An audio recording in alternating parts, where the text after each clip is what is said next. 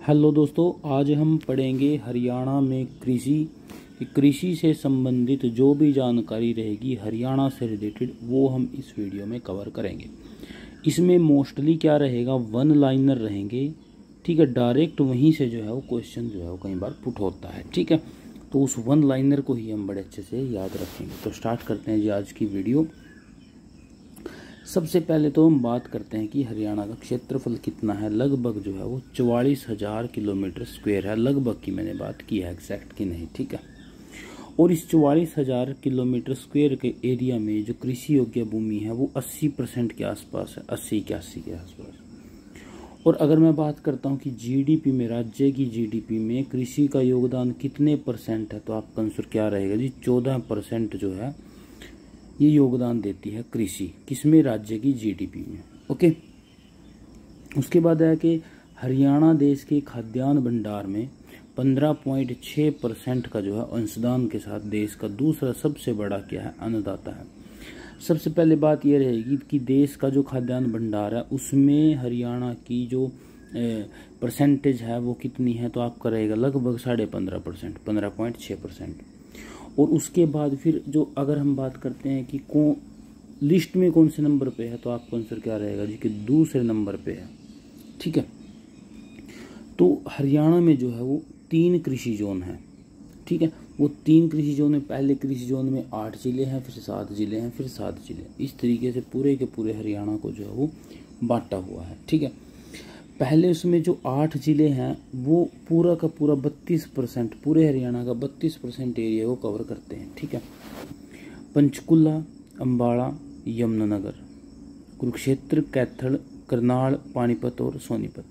ये आप देखोगे कि ये लगा लो आप, पंचकुला से स्टार्ट करके और सोनीपत तक जो नेशनल हाईवे है 44, उसके साथ साथ जो भी डिस्ट्रिक्ट हैं, ठीक है, वो 8 जिले जो है वो किस में आते हैं जी, कृषि जोन फर्स्ट में आते हैं।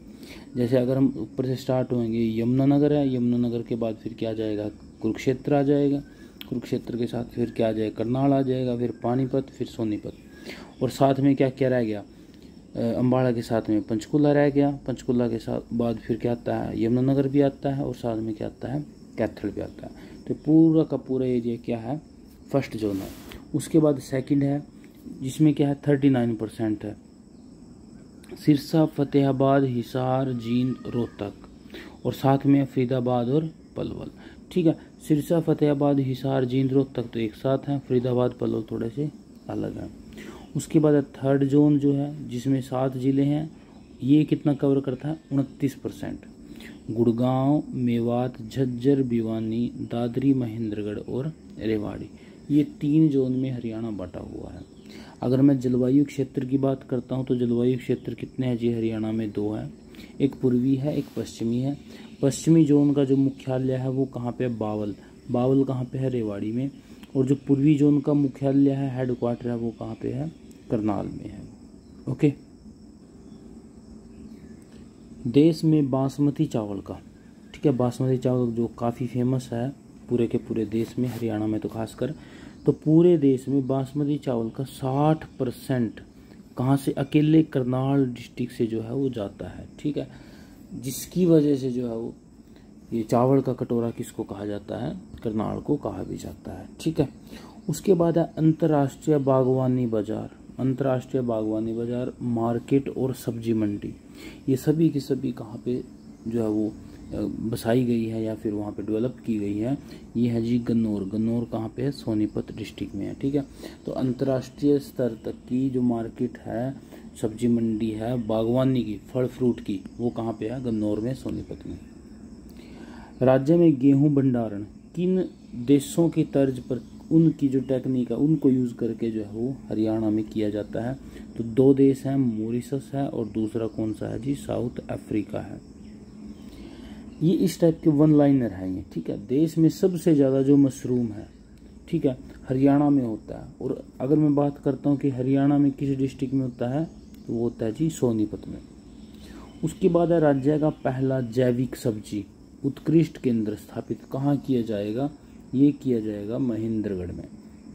जैविक सब्जी उत्कृष्ट केंद्र, ठीक है, सब्जी से जुड़ा है। तो ऐसा नहीं रहेगा कि हम सोच लें कि किससे जुड़ा होगा, सोनीपत से, तो ये सोनीपत से जो है वो गलत हो जाएगा। कहाँ पे रहेगा, ये जैविक सब्जी है महेंद्रगढ़ में। उसके बाद है जो बागवानी उत्पादन के जो भी हमारे होते हैं, जैसे कोई भी फ्रूट है या फिर कोई भी वेजिटेबल है, तो उनके लिए जो है हरियाणा फ्रेश ब्रांड की जो है शुरुआत हुई थी, ठीक है। हरियाणा फ्रेश याद रखोगे, कहाँ से शुरुआत हुई, गुड़गांव से। तो 2014-15 में हरियाणा को एक अवार्ड मिलता है जिसको बोलते हो कृषि कर्मण अवार्ड, ठीक है। और ये हरियाणा को 2014-15 में मिलता है, किसके लिए मिलता है, ये चावल उत्पादन में ये मिलता है। अभी आपको बताया भी था, अकेले बासमती का जो पूरे के पूरे देश में निर्यात होता है 60% किस जिले से आता है जी, अकेले करनाल से आता है।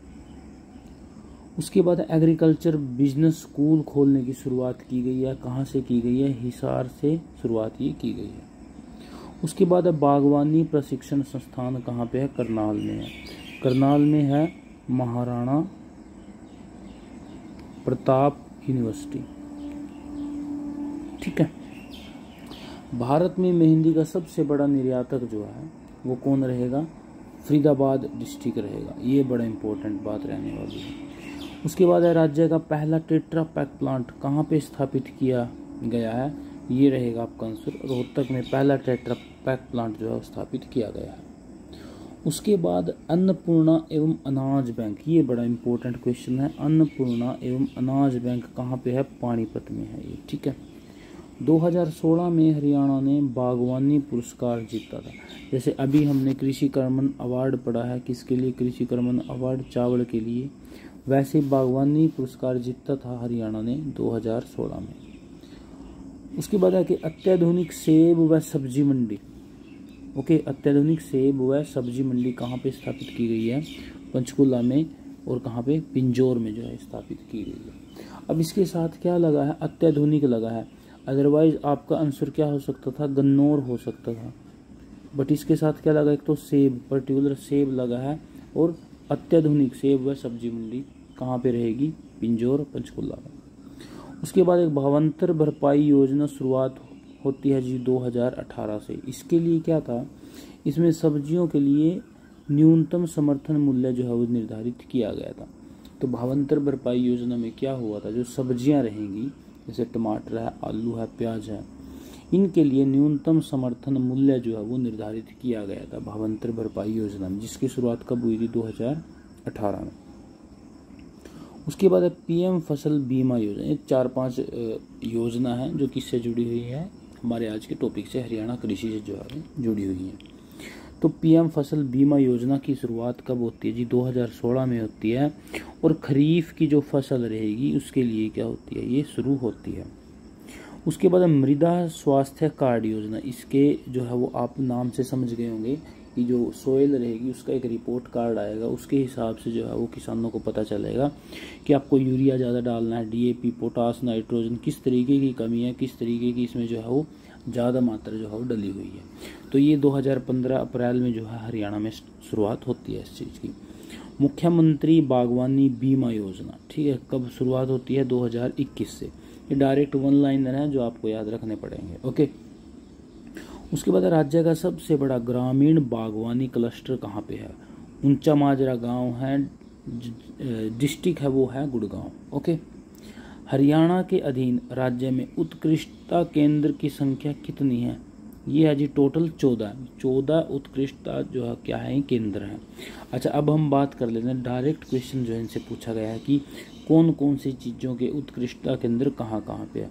सबसे पहले हम बात करेंगे वेजिटेबल्स की। वेजिटेबल्स का कहाँ पे है जी, घरोंडा कहाँ पे है, करनाल में।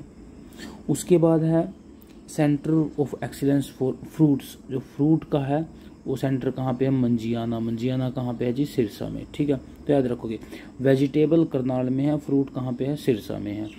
वेजिटेबल करनाल में किस जगह पे है, घरोंडा में है। फ्रूट सिरसा में है, किस जगह पे है, मंजियाना में है। उसके बाद फ्रूट तो था, बट ये क्या आ गया, सब ट्रॉपिकल फ्रूट आ गया। ये कहाँ पे है, कुरुक्षेत्र में है। कुरुक्षेत्र में किस जगह पे है, लाडवा में।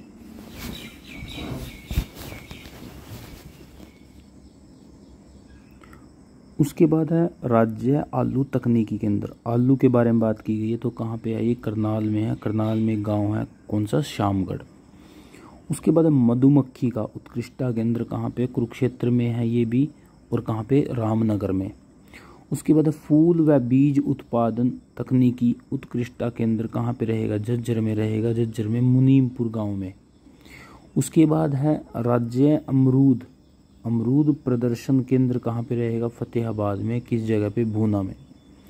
उसके बाद है एकीकृत बागवानी विकास केंद्र, कहाँ पे, हिसार में रहेगा, जगह है बरवाड़ा। याद रखोगे बागवानी इससे पहले कहाँ पे आया था, लाडवा में आया था शायद, ठीक है। ये क्या है, एकीकृत बागवानी विकास केंद्र है। उसके बाद अर्ध शुष्क बागवानी, ये जो इनके साथ में ये वर्ड लगे हैं ये ही इंपॉर्टेंट हो जाते हैं फिर। अर्ध शुष्क बागवानी फसल उत्कृष्टता केंद्र, कहाँ पे, फसल की बात हमने की है तो ये कहाँ आएगा, भिवानी गिगनाऊ में। उसके बाद प्याज का उत्कृष्टता केंद्र कहाँ पे है, नू में। फल व सब्जी प्रबंधन उत्कृष्टता केंद्र कहाँ पे रहेगा जी, पंचकुला में। और ये क्या है, ये प्रस्तावित है, अभी ये स्टार्ट नहीं हुआ है। फल एवं सब्जी प्रबंधन उत्कृष्टता केंद्र। ओके, अब हम बात कर लेते हैं कि कुछ फसलें रहेंगी, कुछ फल रहेंगे, उसमें कौन सा जो जिला है वो फर्स्ट पोजीशन पे आता है, कौन सा जो जिला है वो अग्रणी है, ठीक है। जैसे कि गेहूं है, गेहूं आपको सबको पता ही है कि जो हमारा गेहूं का कटोरा कहेगा कौन कहा जाता है, सिरसा। तो अग्रणी जिले सिरसा है, हिसार है और जींद है। चावल की बात अगर मैं करता हूं तो चावल आपको पता ही है कि 60% बासमती चावल कौन देता है पूरे देश का, करनाल। तो चावल रहेंगे करनाल, कैथल और जींद में। उसके बाद गन्ना रहेगा सबसे ज़्यादा यमुनानगर में, फिर आएगा करनाल में, फिर आएगा अम्बाड़ा में। उसके बाद है कपास आएगी आपकी सिरसा में, हिसार में और फतेहाबाद में। बाजरा रहेगा महेंद्रगढ़, भिवानी और गुड़गांव में। उसके बाद है चना भी कहाँ पे आएगा, भिवानी, महेंद्रगढ़ और साथ में आ जाएगा अब की बार हिसार।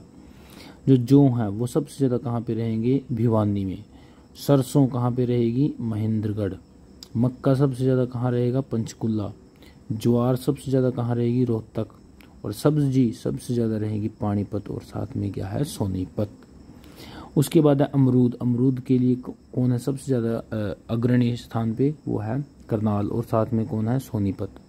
उसके बाद है आम के लिए सबसे ज़्यादा फेमस कौन है, अम्बाड़ा और साथ में यमुनानगर, साथ में करनाल। उसके बाद है केला और सेब, फतेहाबाद में। खट्टे फल जैसे मौसमी हो गया, किन्नू हो गया, कहाँ पे, सिरसा में।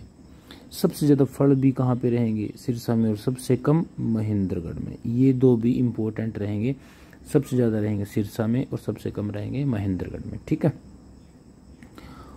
अब जो है आर्थिक सर्वेक्षण हुआ 2022-23 के, इसके अनुसार कुछ चीज़ें आई, कुछ डाटा आए, उसको हम जो है वो याद रखने की कोशिश करेंगे। जैसे हरियाणा में सबसे ज़्यादा जो सब्जी है वो कौन सी है, वो आलू है।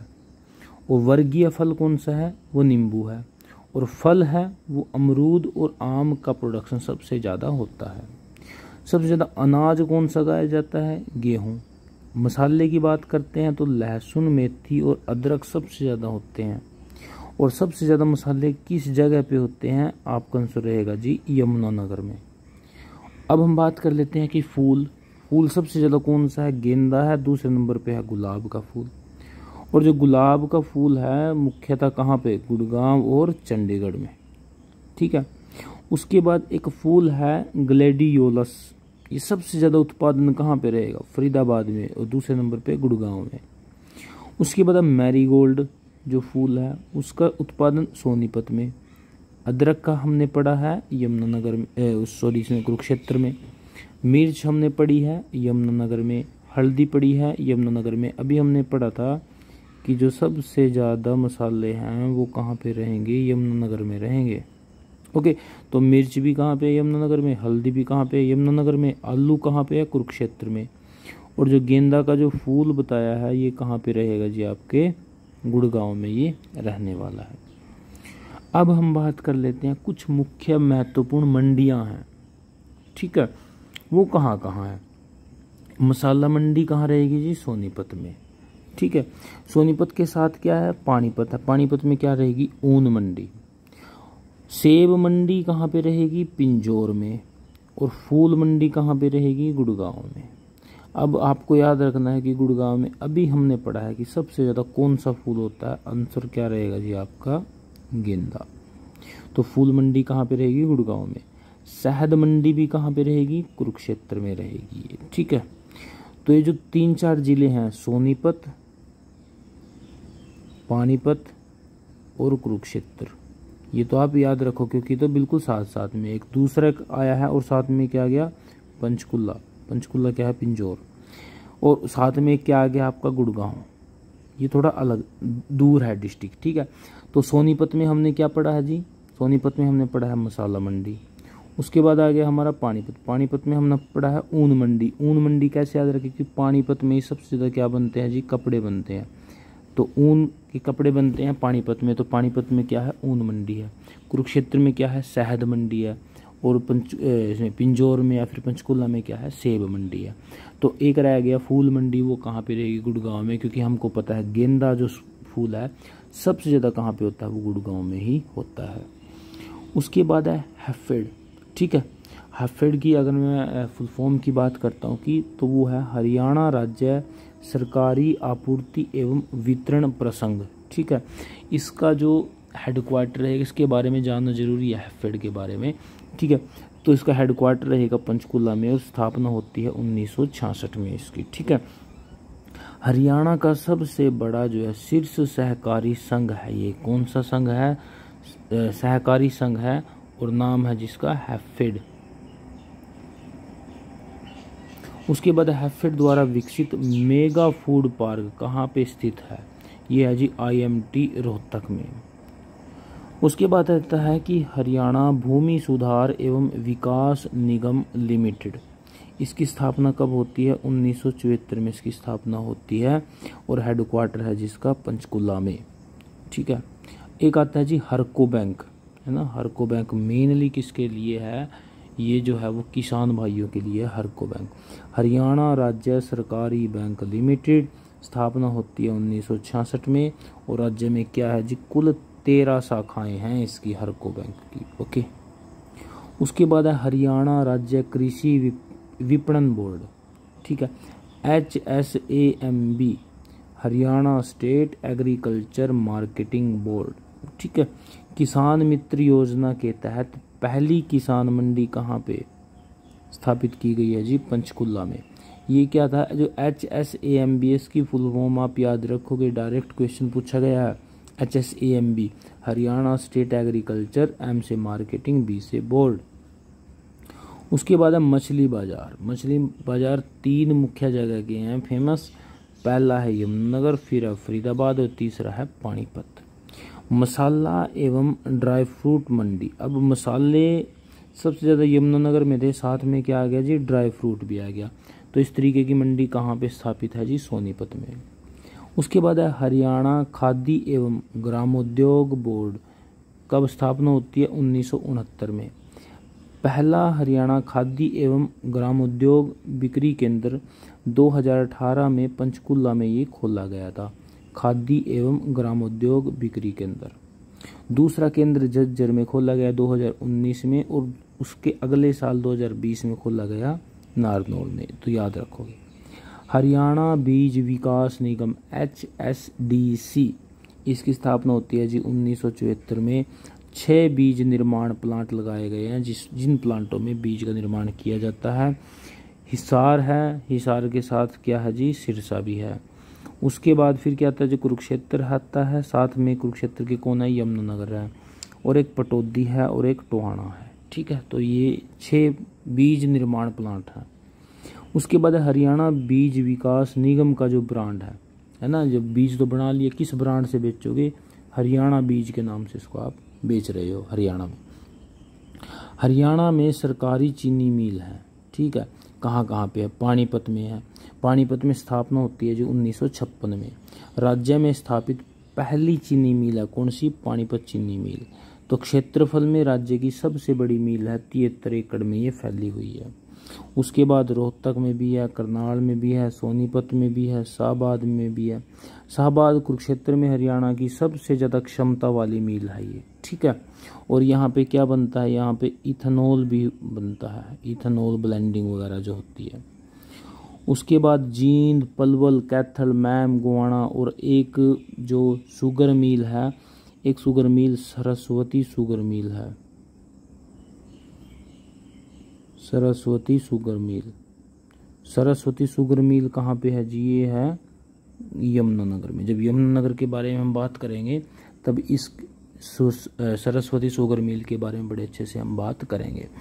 ओके दोस्तों, ये थी हमारी आज की वीडियो। होप आपको वीडियो अच्छी लगी होगी। Okay, thank you.